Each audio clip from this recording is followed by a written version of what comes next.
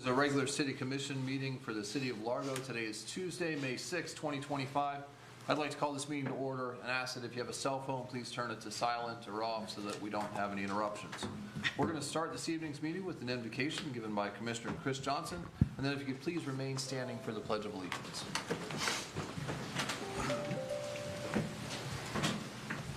Father God, I just thank you for this elected body and the honor it is to serve this city, Lord. I thank you for the men and women who serve our city in leadership. I pray, Lord, their continued wisdom and discernment in making decisions for our city. Lord, I thank you that we get to celebrate and recognize our police officers this week, Lord, and ask that you would just continue to put a hedge of protection around them as they serve our community.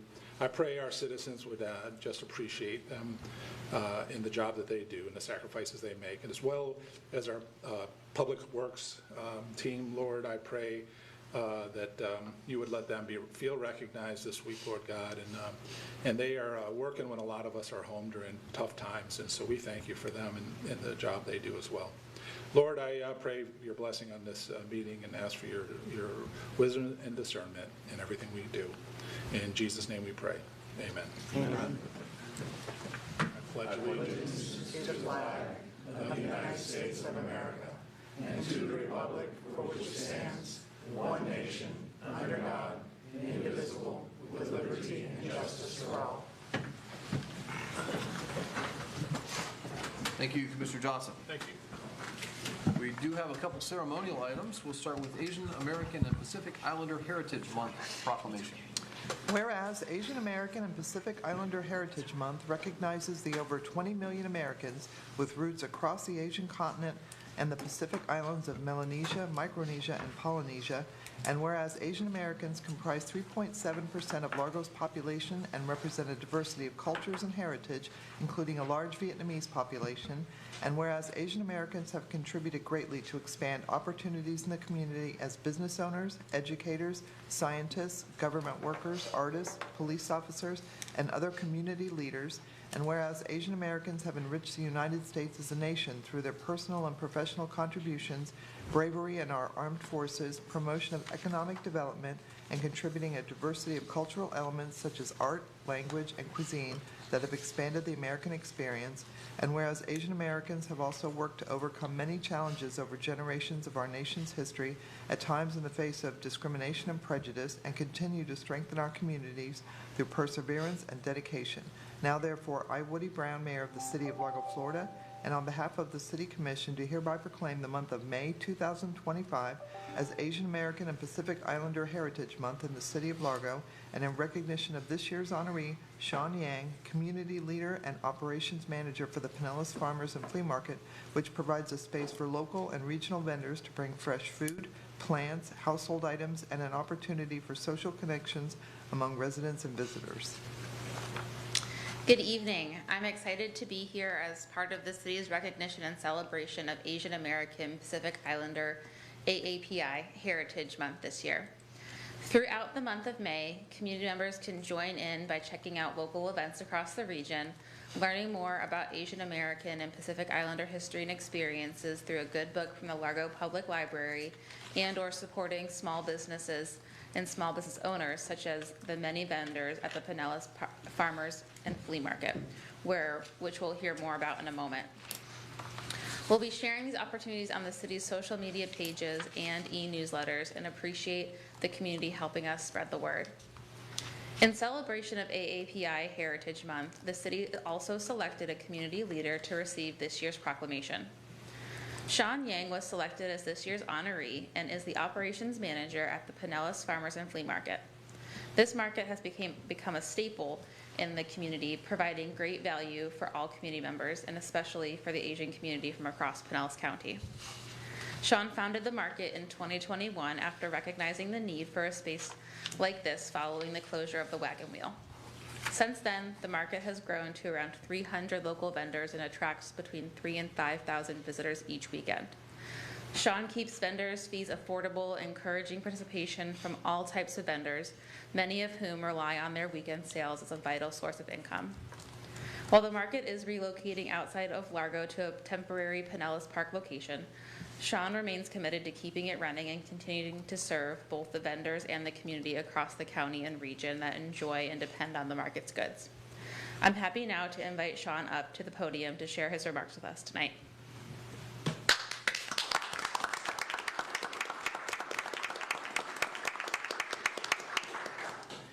Thank you, Eileen, for the introduction. Good evening, Mayor Brown and council member. My name is Sean Yang, and I am honored to be here this evening. On behalf of the Pinellas Farmer Market, I want to express my heartfelt thanks to the City of Largo for meaningful recognition and proclamation in honor of Asian American and Pacific Islander Heritage Month, and for the incredible opportunity to host our market at the ICOT Center over the past 3 years. What began as a simple idea during the early days of COVID-19 to support the community during a time of uncertainty grew into something truly special. The Pinellas Farmer Market became more than just a marketplace. It became a vibrant, welcoming space where neighbors gather each weekend to reconnect, enjoy fresh-picked tropical fruit and vegetable, and share a meal from our international food court. That sense of community is made the market so unique. Beyond produce and food, we proudly feature household items, arts and craft, and antique collection, making the market a destination for visitors of all age and background. Over the past 3 years, the Pinellas Farm Market has proudly helped put the City of Largo on the map. Drawing thousands of visitors, many discovered the City of Largo for the very first time. Our present support local business, create opportunity for small entrepreneurs, and contribute to the local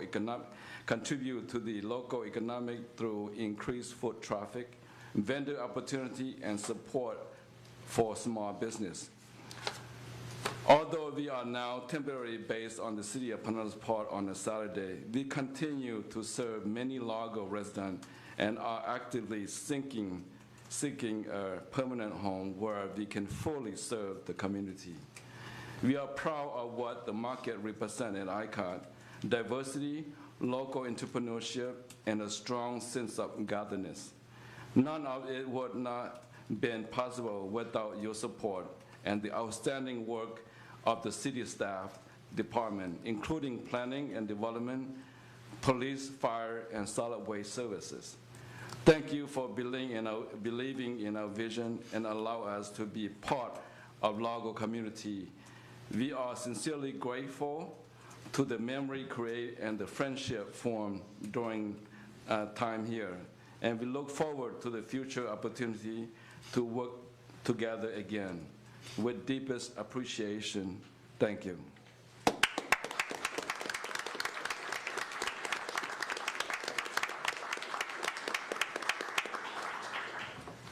Thank you.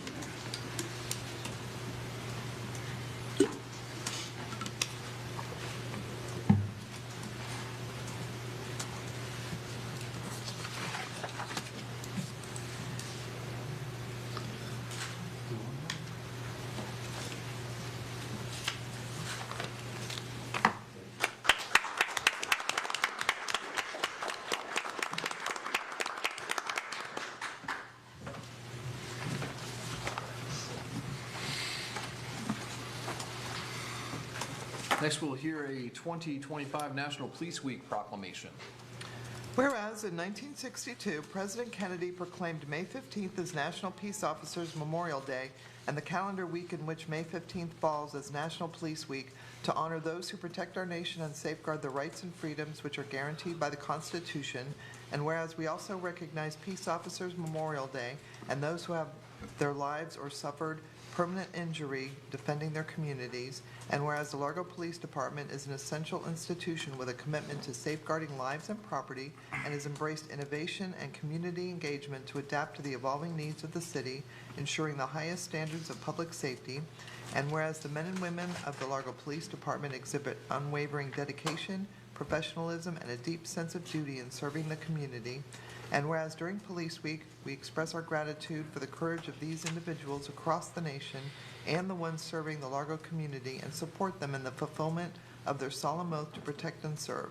Now therefore, I, Woody Brown, Mayor of the City of Largo, Florida, and on behalf of the City Commission, do hereby proclaim May 11th through the 17th, 2025 as National Police Week in Largo in honor of the dedicated service, sacrifice, and commitment of the men and women of the Largo Police Department. Good evening. First, I'd like to acknowledge Public Service Recognition Week and thank all of those who are in public service. And I'd like to thank the city administration, mayor, commissioners, and community members for allowing and supporting this proclamation, National Police Week. On behalf of the men and women of the Largo Police Department, I'm honored to accept this proclamation recognizing National Police Week, which is a time to reflect on the dedication, courage, service, and sacrifice made by law enforcement officers throughout our country and here in our own community. Every day around the country and in our community, police officers put on their uniforms and police the streets. They answer 911 calls, monitor the roadways, patrol our neighborhoods, and help tie together our sense of community. They also put themselves selflessly in harm's way by going toward danger when others are fleeing for safety. Unfortunately, this selfless dedication sometimes results in officers making the ultimate sacrifice and losing their lives in the line of duty. This week, or next week, is about society and communities honoring those law enforcement officers who made that ultimate sacrifice and those who continue to serve with distinction and dedication. I've mentioned this before, and I think it's worth mentioning again, that I believe law enforcement isn't just a profession, it's a calling, one that requires courage, integrity, and a commitment to protecting and service our communities. To all of the Largo police officers, thank you for your dedication, your sacrifice, and your service. Your work matters. It does not go unnoticed. And to the families and loved ones who stand behind us, we appreciate your support more than words can express. Thank you for the proclamation.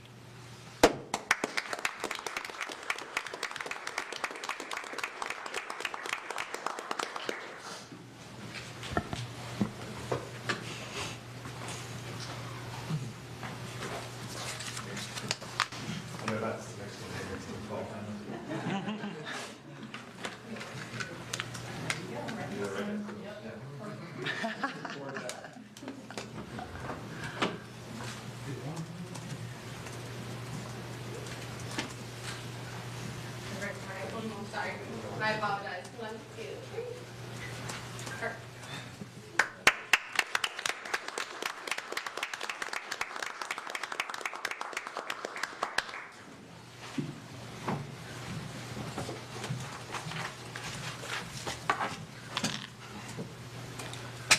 And next, we'll hear about the 65th Annual National Public Works Week.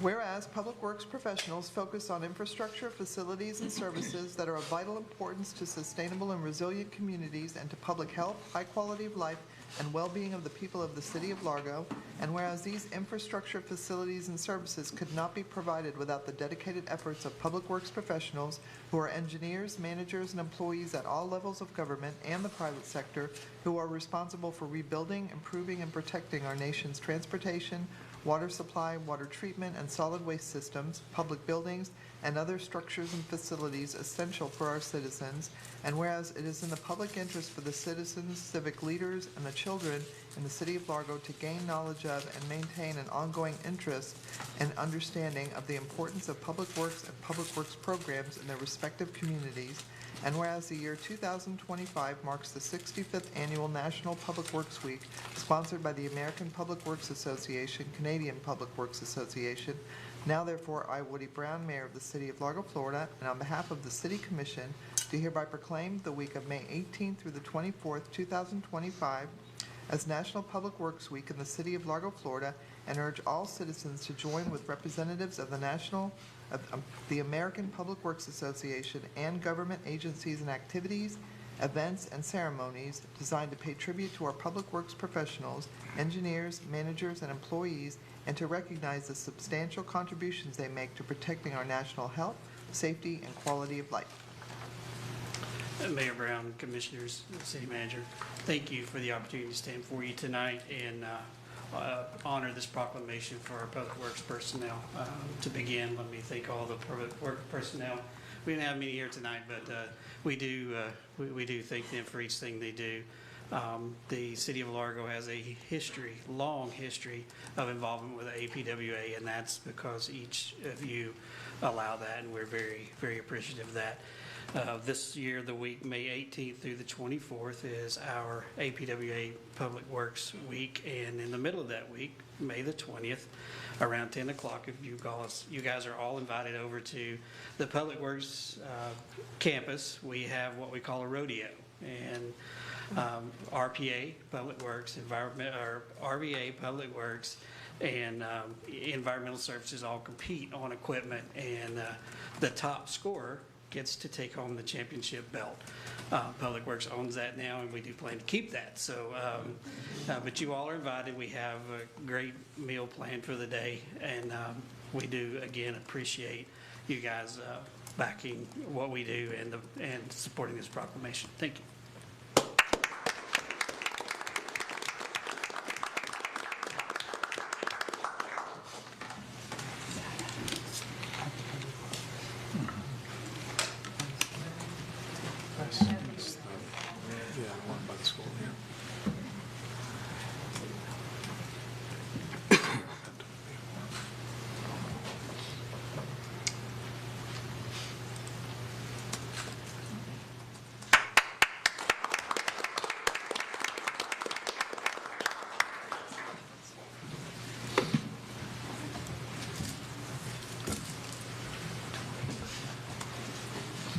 All right, that brings us to citizens' comment. If you'd like to speak about something on the agenda outside of the consent docket, please wait until the item comes up.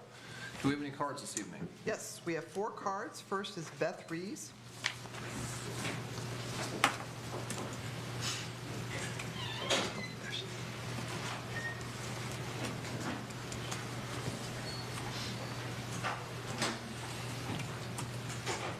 Good evening.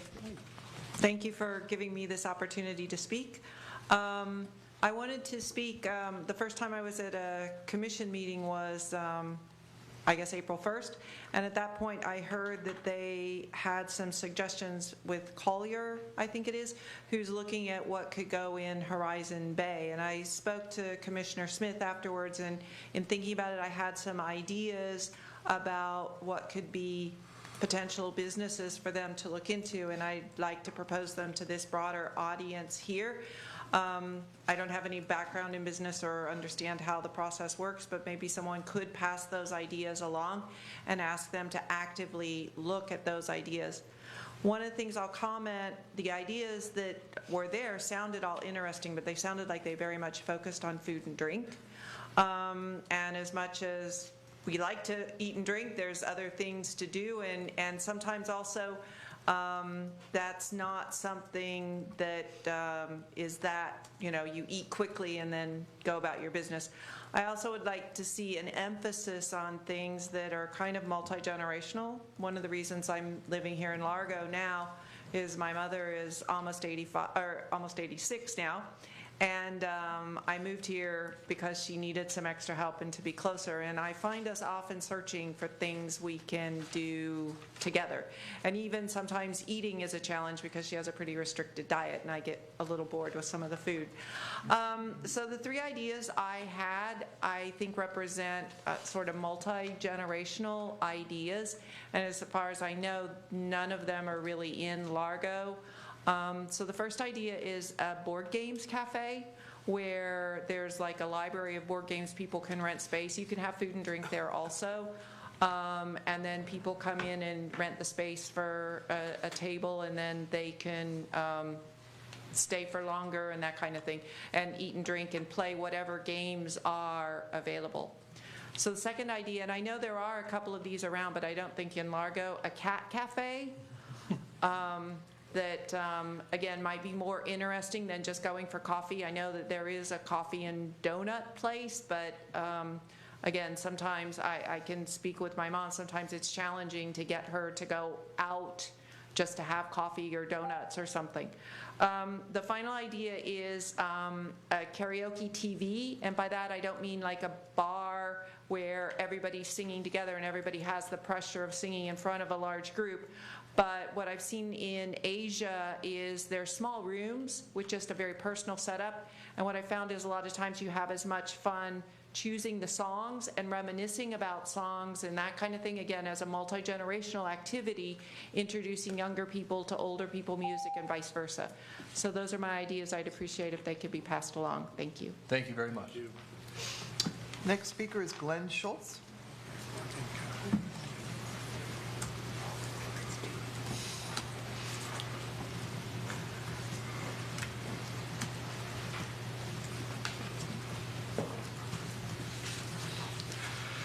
Well, good evening, Mayor Brown, Largo City Commissioners, and all those who are in attendance here this evening. Well, we can all agree that DEI is an emotionally charged topic, to be sure. Diversity can be a good thing, as long as race, ethnicity, belief system, and other such factors are not used as a, shall we say, a sole determinant for qualification for like employment, or are not used to help a less qualified applicant or applicants leapfrog over those who have better credentials. Next, there's equity, which calls for equal outcomes according to some persons, some people. However, let's say that you and I are in the same advanced math class, and that you prepared for the unit test, but in the meantime, I stayed up all night playing video games rather than study. But now you're told you must let me copy off of your answer sheet to achieve equity. Well, the person who put the work, in my opinion, deserves to be rewarded, not the one who doesn't, which is called meritocracy. And as for me, whether you describe yourself as a non-binary person or a married father of 5 children, and you're the pilot on my next airline flight, I won't be checking those credentials. What I care about is my hope that you'll get us to our destination safely. That's what really counts in the standings. Now, inclusion, wonderful thing. Everybody wants to be included in some way. In my personal life, I always try to show kindness to people no matter who they are. However, we're talking about our public library. Should not be presenting materials about intimate relationships that don't normally intersect with children's lives. I mean, children should be excluded in this instance. However, they should be allowed to be children who are exposed to books that promote education in science, geography, history, and reading just for fun. And it needs to be about education, not indoctrination. Therefore, I call upon the Largo City Commission to be in compliance with the current state legislation addressing DEI. And I thank you for your time. Thank you. Next speaker is Craig Murtha.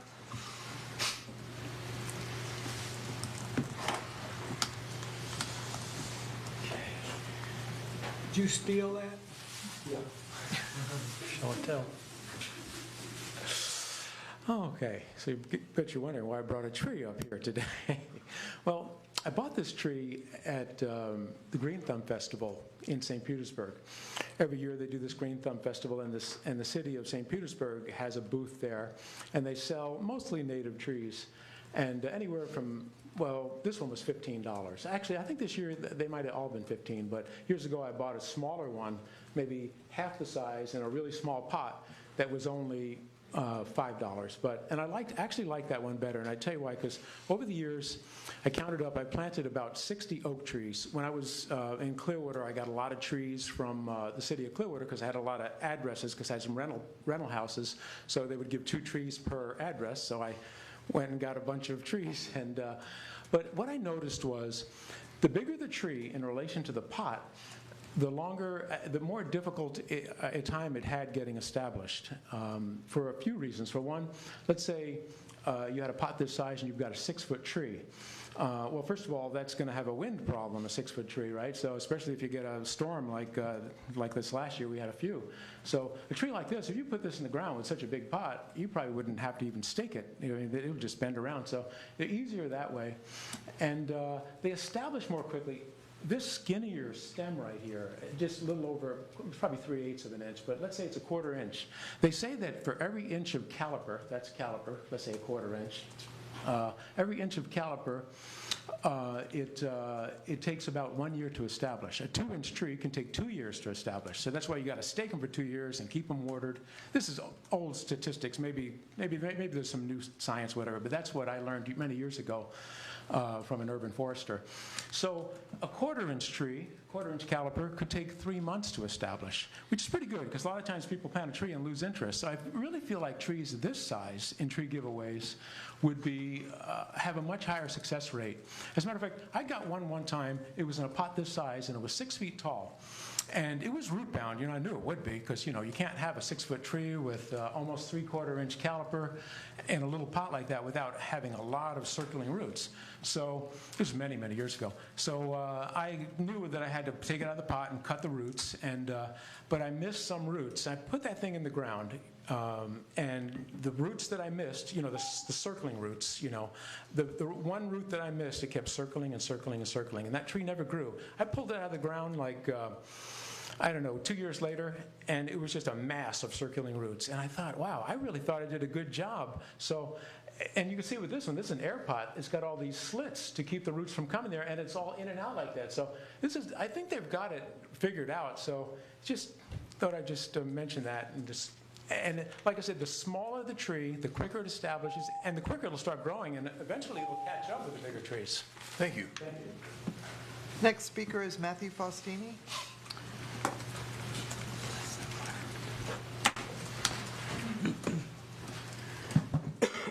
Matt Faustini, 1015 Lake Palms Drive, Largo. First, I'd like to start off, if Bernie Jock or Bernie Jock's legislative aide would like to come and complain to this commission, they should probably do it in person instead of bringing someone here every meeting. It seems that they've taken an interest in our library, along with Vince Nowicki, who's attacking now the Pinellas Cooperative Library. Just really not serious people. I mean, I'd love Mr. Roy to get up here and talk about the issues facing our city and not instead have someone come up and complain about a book in a library, the last complaint of which they posted was 2023, I believe. Anyways, back to what I was originally going to talk about. Wasn't planning on doing that.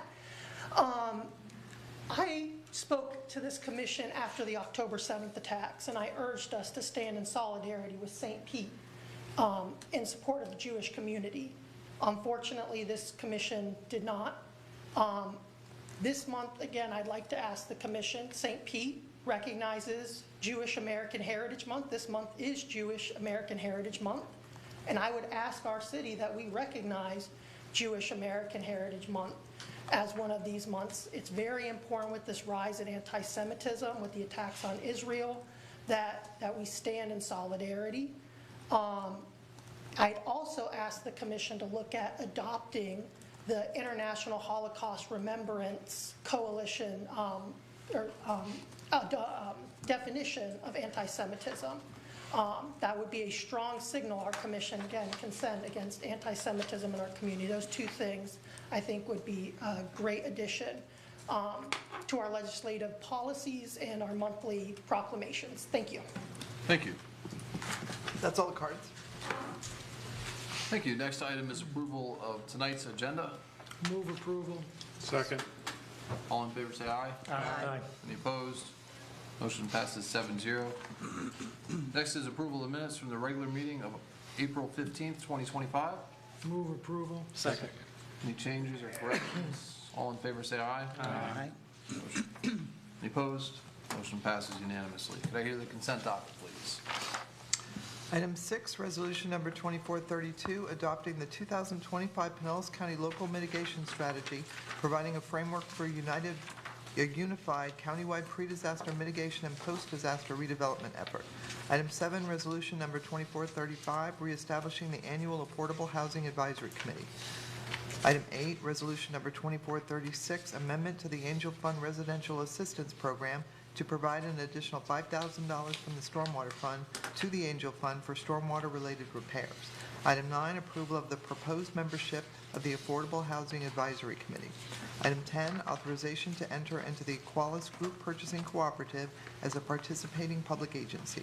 Item 11, authorization to enter into an interlocal agreement between the City of Largo and Pinellas County for the use of the Pinellas Regional 911 Center as an emergency communication facility in the event Largo Communications Center is unable to fully operate from its primary location. Item 12, authorization to purchase one replacement automated side loader for the Department of Public Works Solid Waste Division from Florida Kenworth in accordance with the Florida Sheriff's Association, contract number FSA 23-VEH21.1, in the estimated amount of $468,359. Item 13, authorization to spend an estimated amount of $86,610 for the annual fire and security system services provided by VSC Fire and Security Incorporated. Item 14, authorization to proceed with the resurfacing of the Fire Station 41 apparatus bay floor in the estimated amount of $108,635 with Target USA Incorporated in accordance with Sourcewell Contract number 061323-TFU.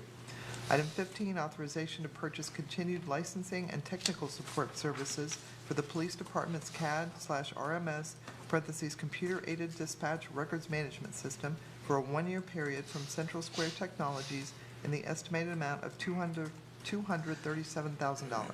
Item 16, authorization to spend an estimated amount of $100,000 with East West Electric Company for the electrical repairs and maintenance of city facilities and city-owned streetlights. Item 17, approval of payment for fiscal year 2024 water quality monitoring and assessment services to the Pinellas County Board of County Commissioners in the amount of $57,003. Thank you. You heard the consent docket. Could I have a motion, please? I move to approve the consent docket without commission discussion, including staff background provided in the commission packets. Second. I have a motion and a second. All in favor, say aye. Aye. Any opposed?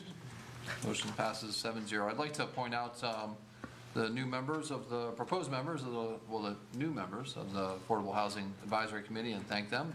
Kathy Robshaw, Nicholas Cusimano, Lauren Giroux Benjamin, Linda Kemp, Glenn Larkin, Angela Clute Diaz, Tom Shelley, and Latricia Johnson. Thank you for serving on that. Next is item number 18. You can clap if you want. I think Woody Brown's on there as well. Yeah, but I lose myself. I'm excited about it, though. Thank you. Item number 18. Good evening, Mayor, Commission. Item 18 is a second reading of ordinance 2025-21. This is a renewal of a cell tower lease outside at the sewer plant. The item was approved on first reading on April 1st. There has been no changes since the first reading, and I'm here to answer any questions. Ordinance number 2025-21, an ordinance of the City of Largo, Florida, approving the Fourth Amendment to PCS site agreement and providing for an effective date. Thank you. Do we have any cards on this? We have no cards. Any questions? I move to adopt ordinance number 2025-21 on second and final reading. Second. I have a motion and a second. All in favor, say aye. Aye. Any opposed? See, I got the motion. I know, you beat me too. Motion passes 7-0. Thank you. Next is item number 19.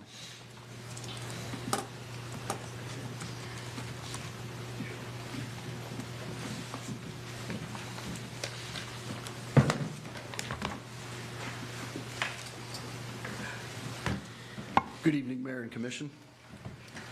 Throughout the course of the year, operational and personnel changes, grant opportunities, emergencies, and necessary administrative changes arise that warrant amending the originally adopted budget. This ordinance is a quarterly amendment to the adopted budget to account for the following changes. Allocating $239,000 in the general fund for renovations of the Central Park Performing Arts Center's backstage infrastructure, funded by the foundation donation. Allocating $235,000 in the general fund for replacement of the community center flooring to include staff area, office, supply room, 2 program rooms, Studio D, lounge, card room, volunteer room, 2 meeting rooms, Studio A, Studio B, and Studio C. The project was originally approved in the fiscal year 2025 budget with ARPA funds as the identified funding source, but was reallocated due to the funding needs of prior approved ARPA projects. Allocating a combined total of $500,000 in the general construction services, fleet services, solid waste, stormwater, and wastewater operations funds to account for the interfund transfer related to fuel tank expenses.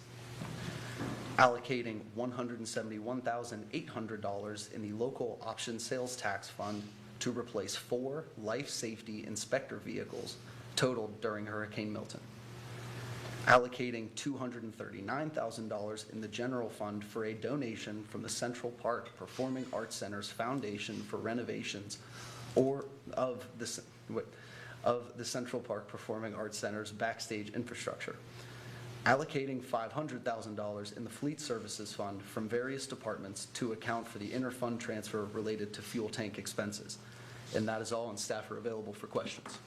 Ordinance number 2025-23, an ordinance of the City of Largo, Florida, amending the fiscal year 2025 budget adopted by resolution number 2406 as amended by budgeting $1,645,900 to fund a fuel tank replacement financed by multiple city funds, to renovate Central Park Performing Arts Center backstage infrastructure, to replace flooring at the community center, and to replace 4 life safety inspector vehicles damaged in Hurricane Milton, all as described in Appendix A attached to this ordinance, providing for severability and providing for an effective date. Thank you. Do we have any cards on this? We have no cards. Vice Mayor Holm. I always love the terminology on this stuff, various. You know, $1.6 million for various things. It's pretty cool. Question for you on these floors in the community center. It seems to me that we have 7 different floors in that building. Is that still true? I'm not positive on that. I can. Believe the assistant director. I think there's 7 different. Is there still 7 different floors in there? In the current project, it's approximately 7. However, the facility itself, there are more floors, such as the ballroom.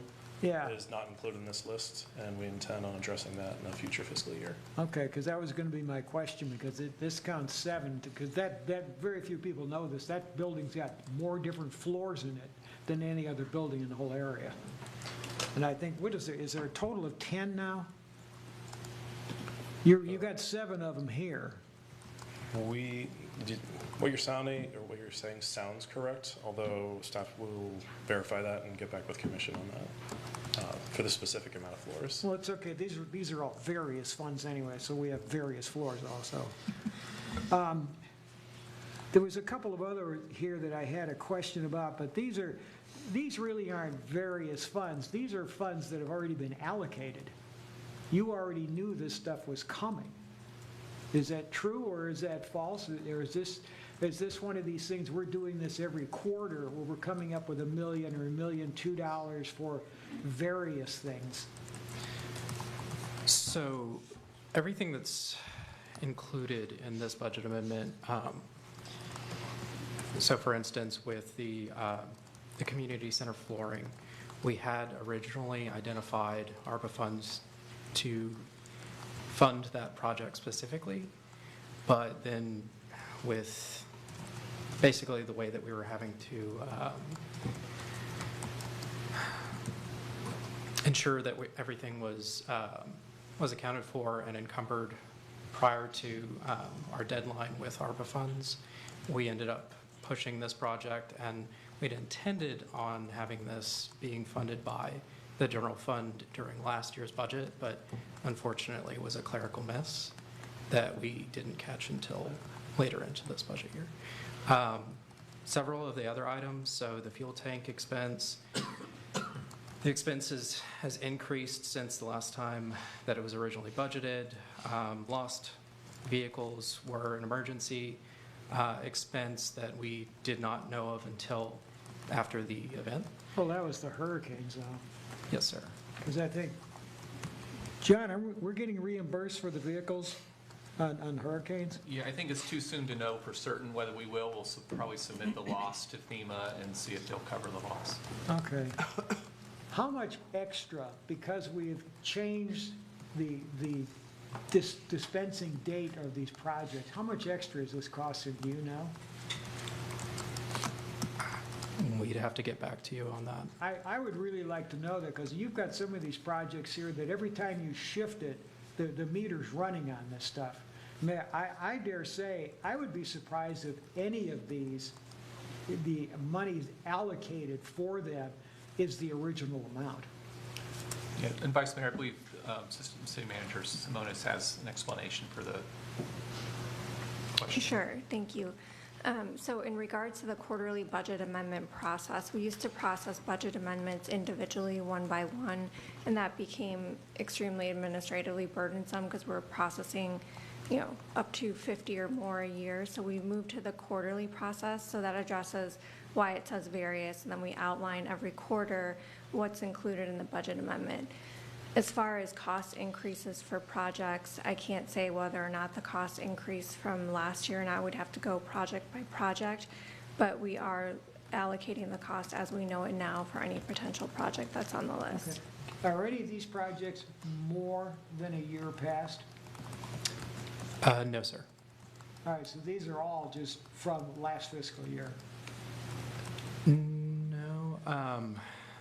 Most of these projects, I think the fuel tank expense, would have to get additional specifics on the timing of the fuel tank expense. I apologize. I think Chris has that. The fuel tank project was scheduled in the CIP for fiscal year '24, and it's currently active in permitting right now as we speak. The PO's cut. The community center flooring project was scheduled under the CIP for fiscal year '25, and I cannot speak to, well, that we were not planning on replacing vehicles due to hurricane loss. Well, we've outlawed hurricanes coming here anyway, so new ordinance. Okay, I'm not going to ask for any more deep stuff in the weeds. Thank you. Thank you. Commissioner Smith. I'm normally the one that picks these ones, but I'm not this time, more of a comment, comment. I really thank the foundation for the donation of $239,000. I think what they do, what our library does, all our volunteer groups that do fundraising in our city, from the Rotary Club to everything, I thank them for priding themselves on our city. So thank you. So with that, if there's no other comments, I'd make the motion. I move to approve ordinance number 2025-23 on first reading and schedule a second reading and public hearing on June 3rd, 2025. Second. I have a motion and a second. All in favor, say aye. Aye. Any opposed? Motion passes 7-0. Thank you. Who was the second? Thank you. Next is ordinance number 2025-19.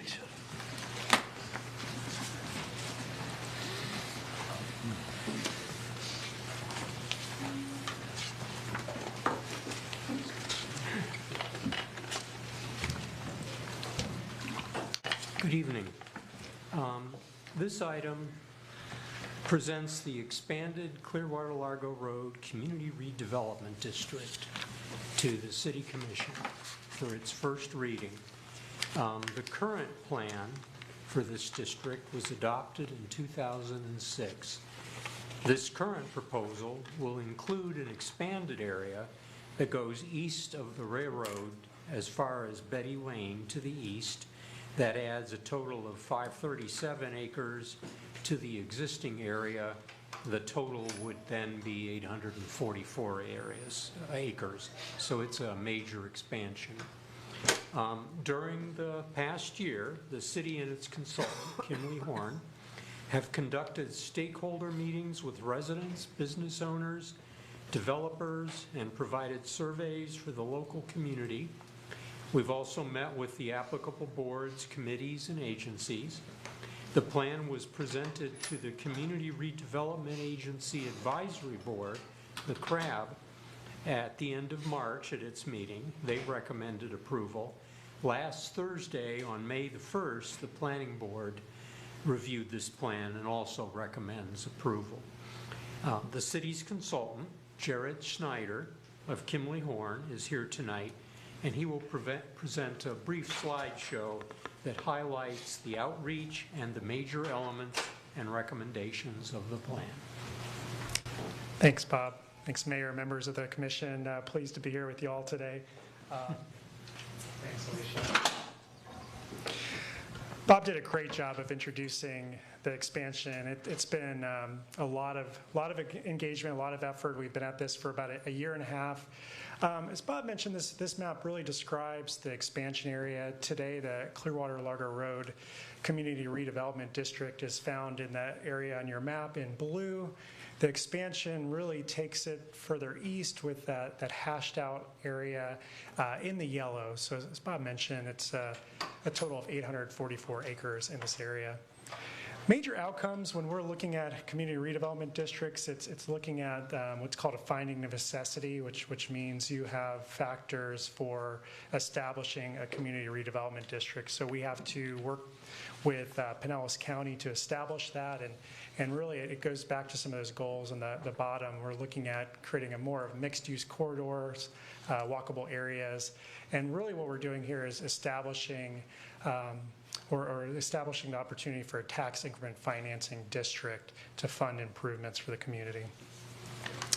And this highlights some of what we heard. I was really pleased with a lot of the engagement we had, a range of engagement. Some of the highest priorities we saw were, again, creating more spaces for people, such as local shops, and more green space was something that came up quite a bit. Some of the pictures on the left, you can see we ranged in ages and abilities from some of our senior citizens all the way to the youth, and then all the way to some chamber groups as well. So I was really pleased with the engagement that we had. We also had online engagement running throughout the process, and as Bob said, a number of really focused meetings as well. So lots more that we could talk about there. But what I wanted to really highlight as part of the Community Redevelopment District Plan, we're really focused on 7 elements here shown on your slide. And then the 3 core elements are really what Pinellas County is looking for. It's the mobility, housing's a hot topic throughout the county, and then economic development. So that's what the plan really needs to focus on to meet the Pinellas County standards. The rest of the slides follow those 7 elements. I'm going to just hit some of the highlights. Mobility is a big one that came up, connecting north, south, east, west, making Missouri Avenue, Clearwater Largo Road safer. Those were some of the key elements that came out. Housing's, again, a big topic. So really what we were trying to do here with staff and in coordination with engagement was really just build on top of the Housing for All study and allow for more flexibility for housing types. Economic development, one of the key pieces here, we all know Clearwater Largo Road and Missouri Avenue have different characters. So how do we build on top of that? So assisting our existing business community to make a successful environment for them to succeed. And then public safety, just building on top of a lot of what the City of Largo is doing. So we outlined some recommendations and strategies there. Public space was, again, a key one. There's a gap of public space within this area, particularly in the expansion area. So we highlighted improving existing public spaces or building on top of what's already there. Lake Villa Park and the Municipal Cemetery were some examples of where we could have some additional green space. With the cemetery, it's more of an educational piece we're seeing in areas around the country where that's happening, really leaning into our history. And then just smaller spaces as we have redevelopment, how do we engage with the development community to build in public spaces to future projects? Placemaking, I think this is key in highlighting that Clearwater Largo Road and Missouri Avenue are different places, so building on top of that with future improvements. Sustainability, resiliency, stormwater and infrastructure is a key piece that the CRD and TIP funds can help with. So we really built on top of the recommendations identified in the Sustainability and Resiliency Action Plan. And this is really, I'm going to focus on this one. This really highlights the community redevelopment district and identifying, really what we're trying to do is identify inconsistencies between the Clearwater Largo Road CRD and the West Bay Drive CRD. So a lot of the standards identified in the plan highlight how do we make that just streamlined, a little bit easier to understand. And you'll see how we kind of highlighted different areas of Missouri and Clearwater Largo Road. And what these colors start to signify are different standards represented on this table. So what we're trying to do is have certainty as somebody's looking at standards in different parts of the community redevelopment district, what the expectations are. So that starts to look at densities, intensities, and other building standards. So I went through that pretty quickly. Those are quite a year and a half of improvements, and what we started to do is we're required to then phase them out over a 20-year time frame. So we essentially created 3 phases and a strategy there. Again, these are the 7 elements I went over, the focus being mobility, housing, economic development as our core elements. Phase 1, we looked at 0 to 5 years, and the focus there would be if approved, the TIF would be a smaller amount, so looking at smaller projects or programs to build some momentum. Phase 2, then we could start looking at expanding additional programs and projects, and then phase 3, getting into more of the larger projects and programs. So again, that just kind of phases out over the 20 years. This is a table that shows that. We took TIF projections, the tax increment finance projections, and you can see how it's split over. The table shows the 3 phases, and then we really highlighted those core elements. Again, we're required to do so by Pinellas County. And then we show the total allocation, so looking at anywhere around $11.5 million over the time frame to apply towards programs and projects.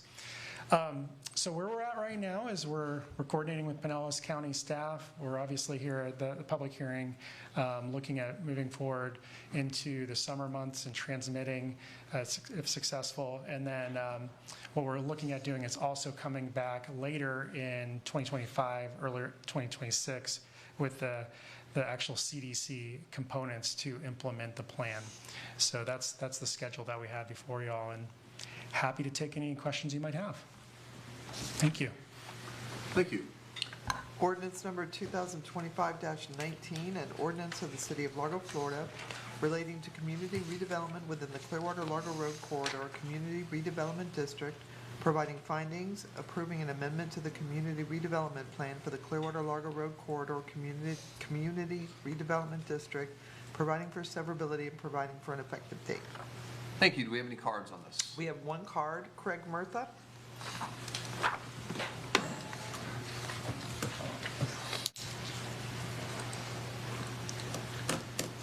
So I'm really glad to see this expansion.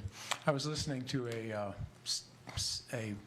city planner who's pretty famous talking one time, and he said that one of the things that's important for downtown is for it to be big enough so that there's a critical mass of things to do so that people want to visit it, right? If it's a small downtown, you could just walk up one block and down the other, and you might not take the drive to that downtown. But if it's downtown that, you can spend several hours walking around, going to different districts, that's going to be a lot more attractive. They've got that in St. Petersburg. Sometimes I go to this art walk they do in St. Petersburg the second Saturday of the month, and there's about 40 some odd art galleries on the walk. And you can't do them all in one night, of course. You have to do that over several second Saturdays. But so yeah, the expansion is important, and that's good. The other thing about that district, I think that's, as you know, I've said this already, that I think that should be where most of the development happens in Largo.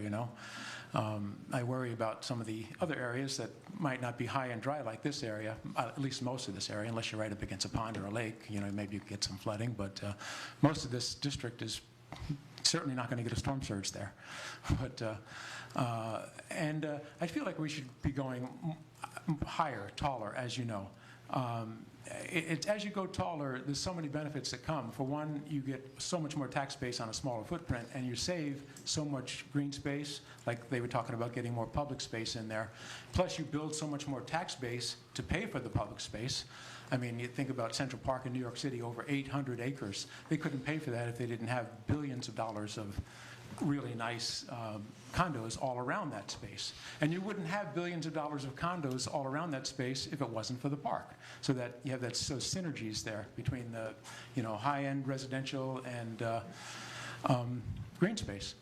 But and I didn't always believe that. There was a time when I was a young real estate person, investor, and I thought, what a waste. I always saw green space as a waste, but over time I realized through observation that it's essential, and it actually adds so much value.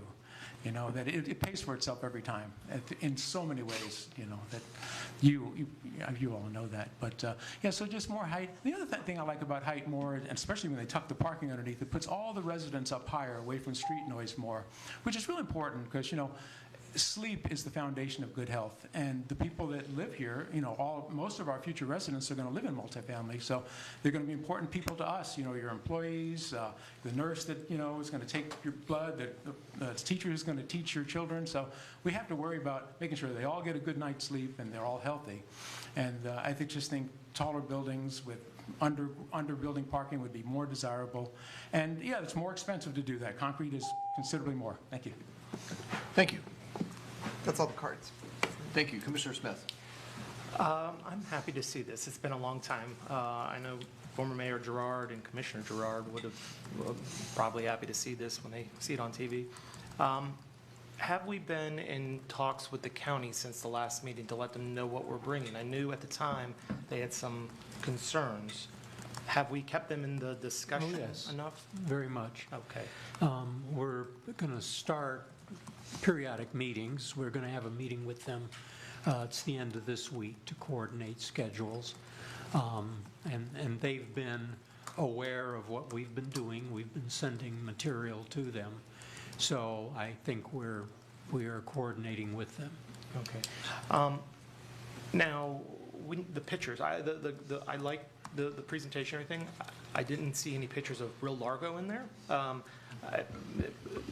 I think trying to also show what's there right now and what could be kind of gives people the picture of where we want to go kind of deal. So not just taking all, but include maybe a couple of, like one of the former commissioners made a comment about the backs. They thought it all looked nice, the pretty front sides in the apartments. But once you go in a couple of the areas that are a little off-site, it's a little more difficult and challenging. Bringing that to their attention, I don't know if that's something we've talked about a little bit in that area. Also, I've always viewed this area as kind of I've always viewed it more of a downtown kind of area. I've always loved it. I thought it was more of an antique district, shops and stuff like that. I hope that's there. We've had in the past, in this district area in the future, I just want to make sure there's no gas stations that can go in this, correct, in this area? How about day labor location positions? I know there's one there. I'm not certain on that one. Okay. How about storage units? Can storage, I'm always, my big pet peeve over these kind of things. I just don't want weird things tucked away in the back and then we're removing it. Absolutely. I know our housing is important, but I know sometimes things come up. Sure. So there are some use types that are more car-centric, that have been there for years, and those would remain. Those would be grandfathered in. But the plan itself addresses actually prohibiting certain use types that are more car dependent, that don't really support the vision for the downtown. So storage units, gas stations, things like that. The plan is really trying to bring about a vision that does not include those use types. Okay. What do we do to the people, the neighborhood there? How do the meetings you said, we've been working with them and talking with residents, I assume businesses that are in the area. What were their ideas for that area? Like, I assume this came out of it, but what, I always ask because I want to see the backside of it. What were some of their hesitations of it? I think the biggest things that we hear continuously, and this goes back to great points on the pictures, that's the finding of necessity. We can definitely feed some of that in with the county because that shows a lot of times we're looking at what the vision could be, but I hear you on that, Commissioner Smith. What I heard a lot of was traffic concerns. That continuously comes up, and concerns at some of the major intersections, such as Missouri came up. The lack of park space came up.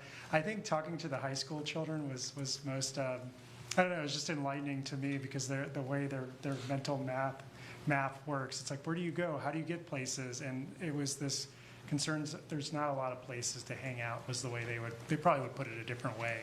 But not a lot of places, what we call third places or activities. And then there's these large streets that we're dealing with, right? Like the large barriers of Missouri and then for the Southwest Bay. So those were some of the main ones that came up. We definitely heard housing concerns again, and I think you were going there. Then it's like, okay, how do we work on, we need to be very mindful of not displacing the people that are there today. So I think that's part of, can we have more housing along some of the corridors and help with providing options without displacing people? Okay, thank you. Yep. Thank you, Commissioner Johnson. Yes, I'm the commissioner, or I guess I'm the commissioner advisor for the CRAB, and I just wanted to say that this was a very well-received plan, a lot of great discussion, and I just appreciate everyone that serves on the Community Redevelopment Advisory Board for doing so. But thank you. Great presentation. Thank you, Vice Mayor Holmes. What's the long-range plan on annexation? You've got a lot of that land there it has not been annexed by the city of Largo. It's in our planning area. Yeah, we will certainly continue to annex. Okay, so I mean, we're going to go all the way to Bel Air Road? Ultimately, Yeah, and I'd be happy to address that directly. It's, it's within our planning district. And so, we will continue the same policy we have as we take on voluntary annexations. They come to us voluntarily.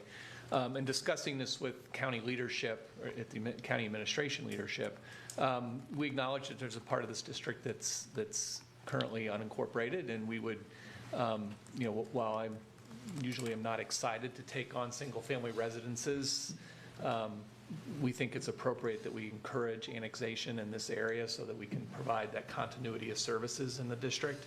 And I think the county sees that could be a net gain for both the county and the city if we can continue to pursue annexations and fill in the puzzle pieces within the district. But regardless, it will, the district will serve to benefit those neighborhoods that are unincorporated included in it. See how easy that was? Thank you. I was going to ask a similar question on the map of the expansion that had the hash marks across the unincorporated areas. And I know that in the original district, it didn't, it kind of had that line that outlined just city limits. So until, and if those parcels that are in unincorporated area remain in unincorporated, how would it be affected with the TIF, with projects, would we, if we do, street lighting, would we do it into those areas? Would it be treated as if, could you get, housing? I wouldn't expect you to be able to get some housing grants for new housing if they're not inside the city limits, but they're inside this district. Is that the case? The overall scheme of the plan would be expected to, apply to these parcels as they come in. They would not be used as the basis for the TIF as long as they're in the county. And it would probably be difficult to create projects in the county. That doesn't mean we won't coordinate with the county on infrastructure and so on the assumption that ultimately these will be part of the plan. We're kind of letting the world know that we hope to plan for these and bring them in, and then they would be part of this plan. And I can recall that we had some annexations that were outside of the district, but would have been in the district had we put these hash marks in the right spot. Correct. So it would make it a lot easier in those cases, am I right? Yes, that is correct. Okay, good. I just wanted to make sure I Okay. understood it correctly. Any other questions? I move to approve ordinance number 2025-19 on first reading and schedule second reading and public hearing on June 3rd, 2025. Second. I have a motion and a second. All in favor say aye. Aye. Any opposed? Motion passes 7-0. Next is ordinance number 2025-22. Good evening, City Commission. In conjunction with the amendment to the Clearwater-Largo Road CRD, the City of Largo's Community Development Department collaborated with Ford Pinellas consultant Kimley Horn and Associates to amend the West Bay Drive CRD plan in alignment with the Advantage Alt 19, investing in people and places along the alternate US 19 corridor plan recommendations. Planning Board recommended approval 5-0. I'd like to now turn it over to our consultant to give a brief presentation, and then staff will be available for questions. Thanks so much, Alicia. Yeah, really, when we were talking about this, this study, West Bay Drive CRD, it really goes well with the prior topic that we were just talking about. So really wanted to highlight some of the changes. As we know, the West Bay Drive CRD has been on the books for quite some time, and this one does collect TIF. What we really talked about, this is a reminder of the area. West Bay Drive obviously runs through the middle. You have Missouri and then Clearwater-Largo Road on the left, the major street there, and then it expands further west. So really, this dovetails again pretty well. It's trying to condense, consolidate, and streamline a lot of the components in the CRD plan and make it very clear. So what we wanted to highlight today is there's really just two major portions that we of the plan itself that we updated. There's 6 parts. We're going to focus on part 2, the plan. That's where a lot of the meat is in the community redevelopment plan. So that's where a lot of the streamlining, condensing language. We also have a lot of really more code regulatory language that we felt should belong in the comprehensive development code. So I'll highlight that a little bit more. And then the second part that we updated, real minor changes in part 4, capital improvements, realizing that there's different types of transportation projects that we wanted to look at. All right, so key highlights. I hit on some of this. Part 2 is, again, where a lot of the meat is. We removed regulatory language, moved that out. We've created, in conjunction with staff and Ford Pinellas, a district design vision. What does that mean? It's really identifying those different character districts in the community redevelopment district, and kind of dovetails with what Commissioner Smith was saying, more pictures, trying to orient like what we want to see in these areas. There's also inclusion of a redevelopment toolkit that talks about different standards that we'd like to see. So again, just trying to add more clarity. And then we modified density and intensity ranges to be more consistent with the prior agenda item. Part 4 on the capital improvements, again, we're just supporting enhancements to transportation in these areas. Part 2, really, if you were to open that up, there's sections A through I. This kind of really starts to talk about the standards if somebody was to open that up to really clarify heights, densities, intensities, the type of transportation improvements they'd like to see. So that was streamlined with some strike-throughs and clarified. In part 2, the major character districts, we've got the 4, the mixed-use corridor, medical arts district, city home, and neighborhood residential district. So again, we're just trying to provide more clarity for each of those 4 character areas. So within the plan, you'll see kind of an updated table that gets into recommended development standards. And then there's bonuses and tiering for that for the 4 different character districts. This one I wanted to highlight. This is what I mean, where we really tried to create in tandem with staff for each character district, almost like a tear out that a developer or somebody in the real estate community could look at, and it would tell you on one page what the expectations the city has for that area. And again, realizing those 4 different areas are different. Back on to part 4, this is really what we added text related to pedestrian, utilities, placemaking, traffic, and parks and public space. So highlighted that on the page on the right. We added some text to that piece. This kind of ties in the area together pretty well. In green, to orient everybody, is the West Bay Drive CRD. The area in the red north of there is the expansion we just talked about in Clearwater Largo Road. So we're moving these two somewhat tandem in general, so we have somewhat of the same schedule. The thought process here would be to come back later in the year, early next year, and that's where really the details are in the CDC updates. So that would be coming before y'all later in the year, early 2026. So with that, I'll open it up to any questions you might have. Thank you. Ordinance number 2025-22, an ordinance of the City of Largo, Florida, amending the West Bay Drive Community Redevelopment District Plan by amending Part 2, the plan, to consolidate redundant standards within character districts into a district design vision section, by amending Part 2, the plan, to establish redevelopment toolkit tables for each character district, including updated density and intensity ranges, and by amending Part 4, capital improvements with additional project details, providing for severability, providing for an effective date. Thank you. Do we have any cards on this? We have no cards. Any questions? I move to approve ordinance number 2025-22 on first reading and schedule second reading public hearing on June 3rd, 2025. Second. I have a motion and a second. All in favor, say aye. Aye. Any opposed? Motion passes 7-0. Thank you. Thank you very much. Mr. Zimmern, anything this evening? To say, it's good to see you and Commissioner Johnson out at the Mayor's Golf Tournament on Saturday, and you keep telling me you only play once a year, but every hole I came up to, your name was on the closest to the pin contest winner. So I'm wondering if you were out practicing. Not much. Not much. Anyway, enjoyed the golf tournament. I hope it raised a whole bunch of money, and thanks for you and your staff and the staff for putting on the tournament. Thank you. Commissioner Lauser. So there's a possibility, since he only does play once a year, that it could be a patented foot wedge. No, it was not.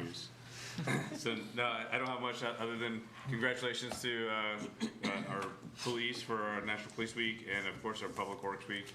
I'm looking forward to coming out to that rodeo. Wish I could participate. That's all I got there.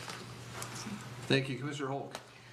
Just a couple of things. I wanted to thank Mr. Yang for his vision and making it into a reality, and I wish him the best continued success on his venture. Also, thank you to our police department, public works, environmental engineering, public professionals for your never-ending service and sacrifices, as well as your families, because I know you all are on call pretty much 24/7. And one other thing, congratulations to our Largo XLT extrication team. They were in a competition this weekend and placed second overall, which is pretty amazing. And if you get the opportunity to go out and watch them perform, it's amazing. They're just like, it's like breathing to them, and which we stand there and kind of go, scratching our heads, as Commissioner Holmes likes to say a lot. But if you get the opportunity to ever go to one of their competitions, it's worth the drive. But congratulations to them for an outstanding job and making Largo proud. Thank you. Thank you. Commissioner Johnson. I wanted to thank the mayor and Commissioner Lauser for coming out and joining us for the foot golf tournament my company throws every year to benefit the Children's Burn Foundation. It was a good time had by all, I think, and I had a great time at the mayor's tournament. And our city attorney actually did win 2 holes closest to right. Yeah, maybe he was just chasing you around, but I think there was, I feel like there were shenanigans going on. I don't claim to only play once a year. I just play like I only play once a year. I do play more than that, so. But it was a great day, and thank you to the staff and at the golf course. They do a wonderful job for both my event and that event. There was a fantastic job done by all, and they really fun nights and days. Thank you. Thank you. Commissioner Smith. Thank you. A couple weeks ago, since we haven't had a meeting, I got to attend the Largo Market at Almer Park. Wow, was that a turnout? I was quite impressed with the residents that showed up and were the vendors that were there. It was so nice to ask, and many of them were asking what was the new building going to be across the street. Many wanted it open today. A couple had hesitations, but it was nice to see so many people out there enjoying the market and the vendors that were there. The other one I got to attend that day or that week is PlayCon. That was at the Performing Arts Center. Wow, you wanted to? I can say it because I'm working in a library. Nerd Central. It was fun. I gotta say, just seeing the performances and buying a couple comic books and stuff like that was my nerd time. So I thank them. And then the other was that we got to do the tree giveaway at McGow Park. I got there about an hour late, and they were already running out of trees. But the people that were showing up were appreciative. Our staff was helping them load it to their car and giving good information to them about how to plant it, maintain them, things like that. So I wanted to thank RPA for and their staff and all our staff for the events they do. Sometimes we hear people say Largo doesn't have many events, but we have plenty. I mean, and I shouldn't say plenty because I'd love more. But it was so cool to just see this going on in our city. And this past week, I talked about TV and libraries because I got to bring up being on the library board. The Independent Lens on PBS did a series called Free for All, the Public Library. If you get a chance to watch it, it's the history of where free libraries came from. There were parts that I had no clue about that many people put in and were challenged on stuff, and they stood their ground and made a commitment to the public. And I thank all of them that came before me working in the library that stand up for people to read and have access in times that are challenging, because sometimes people think that libraries are just books, but I feel like sometimes we're social workers to a point. We're from seeing the high to the low of people and helping them with the services from registering for Medicare to Social Security, doing their taxes, museum passes to the kids getting books. I love a kid when they come back and they bring a book back to me and I challenge them to read it and tell me a little bit about it, and that's so cool. And I recently had, and I'll kind of shut up about this, but Yeah, you got that. I know.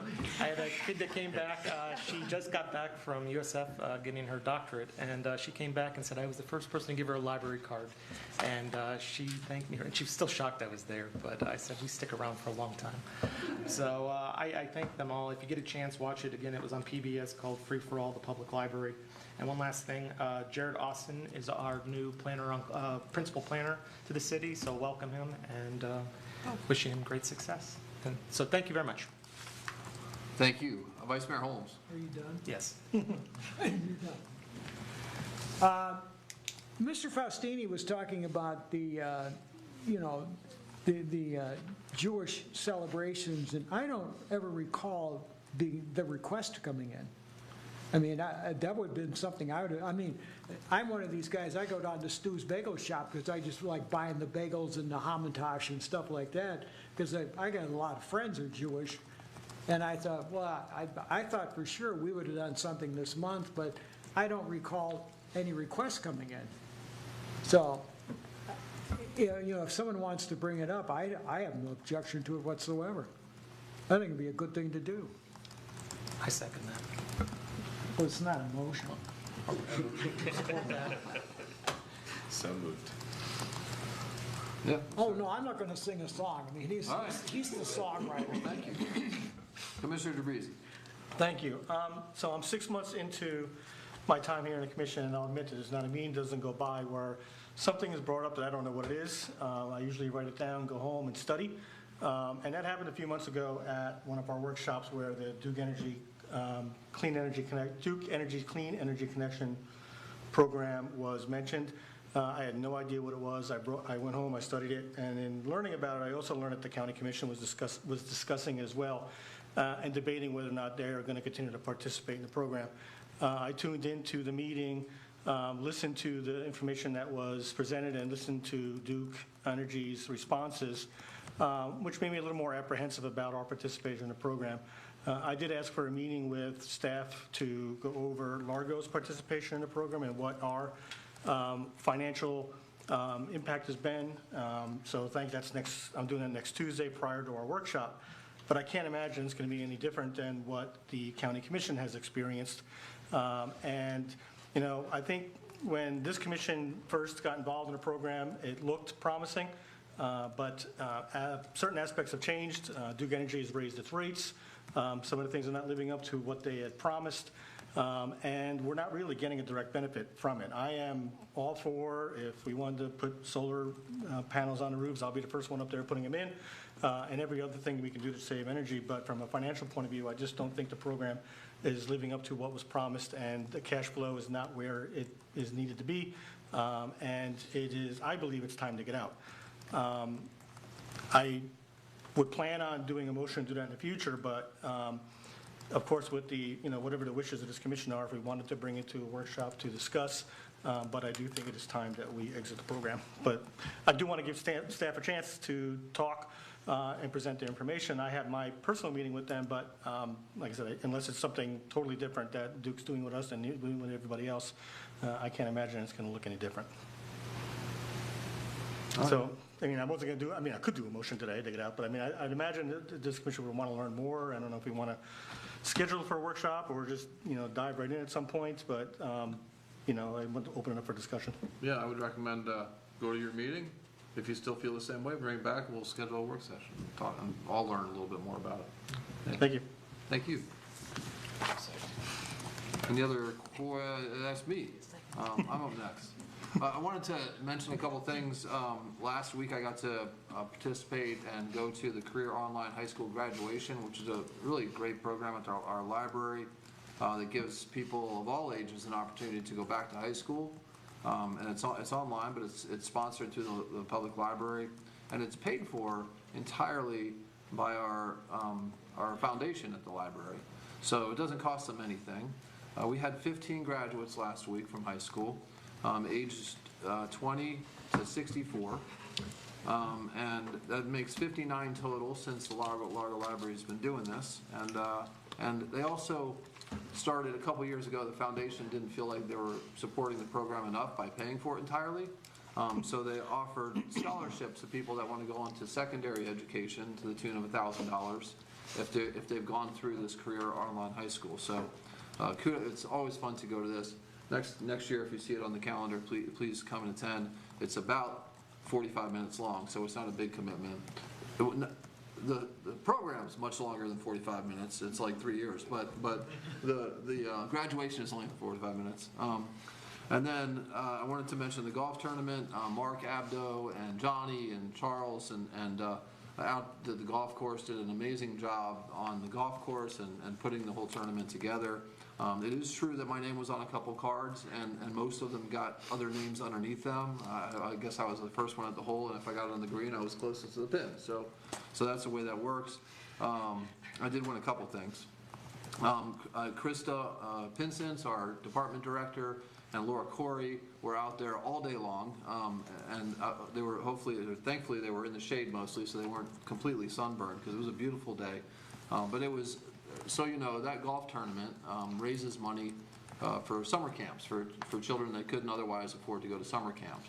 So one day of golf sponsors about 200 weeks of summer camp this summer for kids.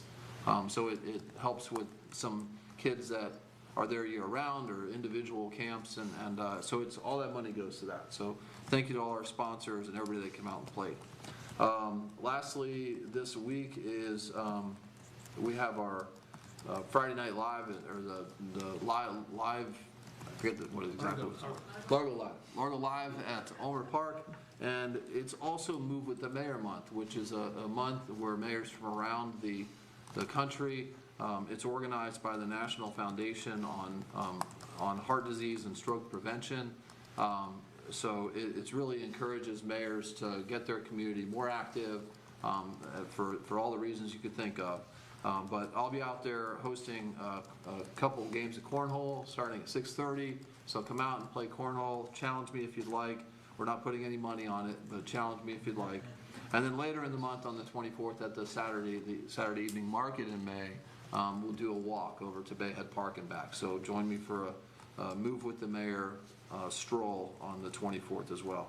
And that's all I had, Mr. Kirk. Thank you, Mayor. First, I would like to encourage the commission and the community to take a stroll downtown and take a look at the memorial banners honoring Largo residents who lost their lives in service to our country during the month.